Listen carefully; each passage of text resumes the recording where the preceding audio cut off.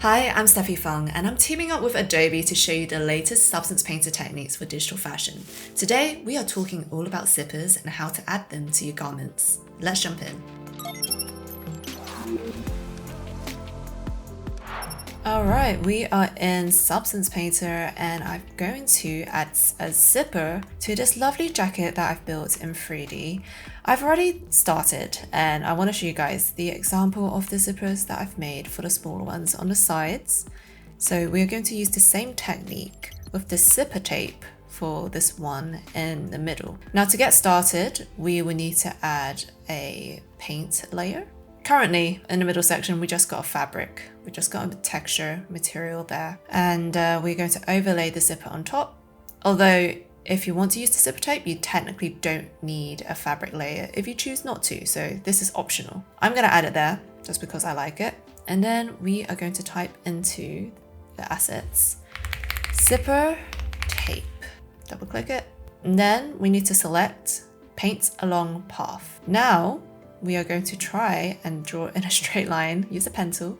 It's okay if you don't go dead in the middle because it can take a lot of practice, but also we can tweak this after. So it's okay if you're not too precious about hitting this section in the middle, but we will try our best. So just continue doing that till we get to the end of the zipper and press enter. So we can see the zipper here. If you don't see it, sometimes you might need to go onto your paths, click on path 1, and you might need to turn off your opacity. So right now it is looking a bit big, that's fine, and it's looking a bit messy here, that is also fine. What we will do is make sure path 1 is selected, decrease the size, type in 4 here, great. So I think majority of it is okay aside from this section here, and that's okay. We can click on these points. If you just hover over them, these blue dots here, you can just manually move them up and down and just try to get them to wiggle into the right place. And at times, sometimes adding a point in between may help as well.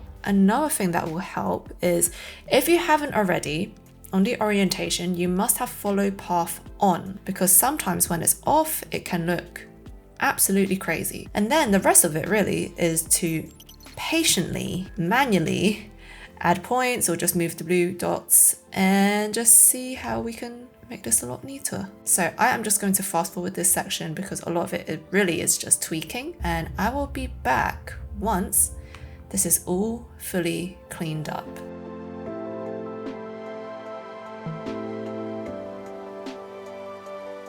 Great, we have now finished and I've cleaned up, especially this section here. It is all now nice and fluid and clean. I have to say, it's looking very good. However, it is not suiting the color scheme. And this is where we can go down to the left-hand side here and scroll to the bottom. And we can play with the parameters here. So make sure path 1 is selected.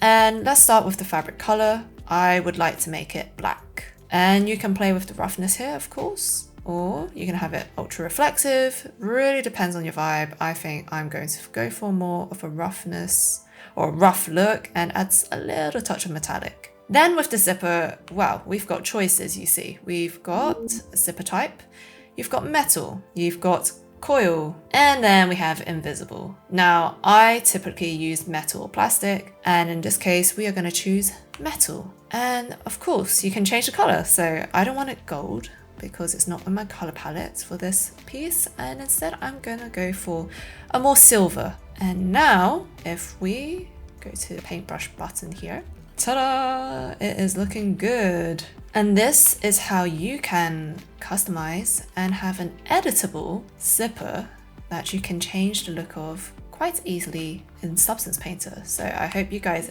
enjoyed this tutorial and I hope you give it a go. Thanks for tuning in to the Digital Fashion mini-series with Adobe. Don't forget to subscribe for more Substance Painter quick tips, and I'll see you in the next video.